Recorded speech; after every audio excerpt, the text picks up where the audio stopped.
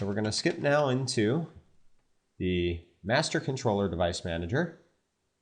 I have my USB cable connected. And what we see here, download, setup, and support. Out of the box, the first thing you want to do is just make sure you have the latest firmware on your MC1000. So we connect, and it told us here in the status section that it was rebooting. The reason it reboots is because it's actually putting itself into bootloader mode, which is the mode in which it's ready to accept a new firmware file. And when I continue here, I see that my current device has version 4.17, and the latest firmware is also version 4.17. This selection box here allows me to pull the latest firmware from the Key Digital Cloud. However, if I'd like to pull something from a folder that is a saved file, if I don't have internet on site, this kind of thing, then I just deselect that and I would press open to save or to choose the file that is saved in my PC. So I press next, and it's going to give me the percentage. And during this time, you should also see the face of your MC1000. See all of the lights of your LED indicators on the face there that say 1 through 6. It should be going from left to right and back from right to left again, letting you know that it is updating that firmware block by block.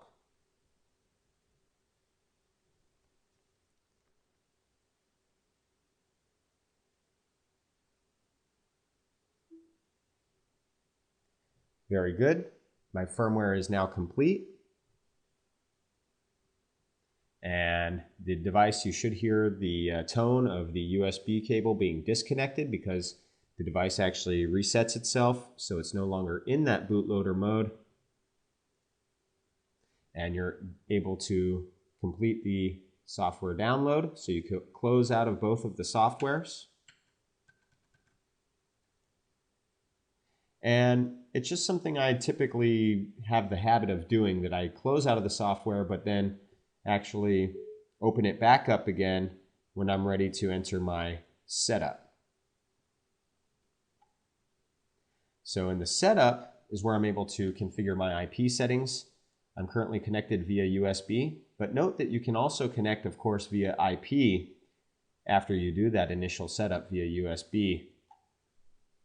So it tells me that I am running that 4.17 firmware version. I press next, and I get to see my IP settings. Now the host IP, this is the IP address of the MC1000 unit. Okay, so if I wanted to whatever I desire my MC1000 to be configured as will be the host IP. Now also extremely important is the router IP address.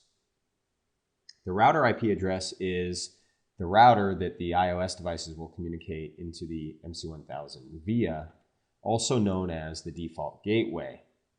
Our default IP address is port 23, but that is totally flexible, so you can change that. And in fact, what you're looking at here is not a sequence of default IP addresses. The default IP address is actually 192.168.0.239 for the host, and router IP 192.168.0.1. And the reason my unit didn't come in with the defaults is because I did a parallel firmware load. So let's pretend that I was ready to, I wanted to change the IP address and the router IP address or the default gateway to these settings here. I go ahead and I press the apply. And then after applying those settings, I'm able to receive a message from the software. It just takes a few seconds that it is now connected.